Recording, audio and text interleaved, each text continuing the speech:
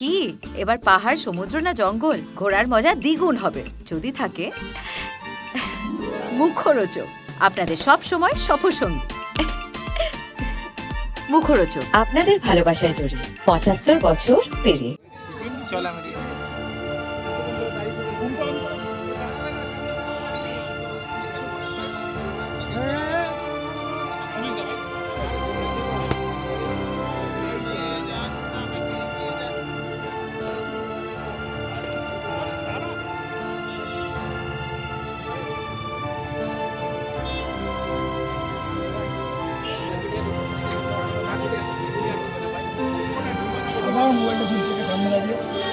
তুমি তো আমার পাশে আছো, পাচ্ছ কি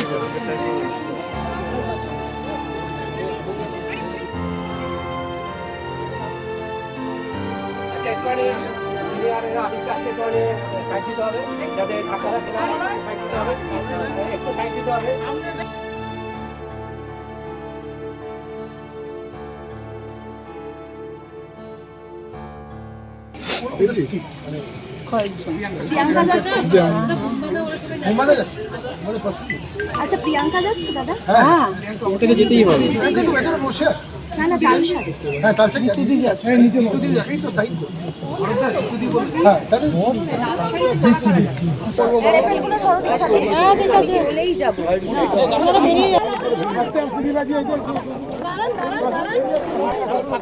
গতকাল রাত্রে আমরা আপনাদের জানিয়েছিলাম কি কারণে আমরা কি করতে চলেছি, আপনারা সবাই জানেন। তো সেই মতো আজকে আমরা আমাদের অভিযোগ নিয়ে এখানে থানায় এসেছিলাম এবং আমরা এফআইআর লঞ্চ করেছি। সুষ্ঠু তদন্তের দাবিতে আমরা এফআইআর লঞ্চ করেছি। এফআইআর করা হয়ে গেছে। এফআইআরের অফিসিয়াল কপি কিছুক্ষণের মধ্যেই অনলাইনে আপনারা পেয়ে যাবেন।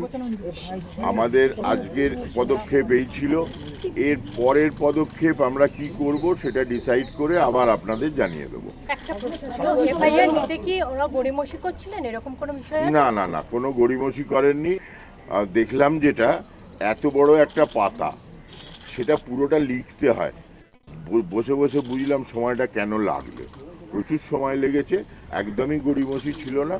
ওই ফিল আপ করে তারপরে ওনারা দিলেন, সেটাতে একটু সময়টা লেগেছে, আর কোনো অসুবিধা নেই। আর একটা প্রশ্ন, পিওতে কি কোনো কমপ্লেন হবে? কারণ যে পিওতে সাধারণত কমপ্লেন হয়ে থাকে, পিওতে করতে হয় মেনলি তালসারি, যেটা ওড়িশা থানার তালসারিতে গিয়ে ফিজিক্যালি আমরা পরবর্তী পদক্ষেপটা জানাচ্ছি খানিক বাদে। আমাদের এইটুকুনি ঠিক ছিল, আমাদের লয়াররা এইটুকুনি ঠিক করেছিলেন, সেটা হলো এরপরে আবার আমরা এখান থেকে গিয়ে আবার বসবো কোথাও। এবার লয়াররা যেটা বলবেন সেই অনুযায়ী আমাদের আবার পরবর্তী পদক্ষেপ ঠিক হবে। অনলাইনে পেয়ে যাবেন, সব অনলাইনে পেয়ে যাবেন। আমাদের ফোরাম থেকে একটাই এফআইআর করা হবে।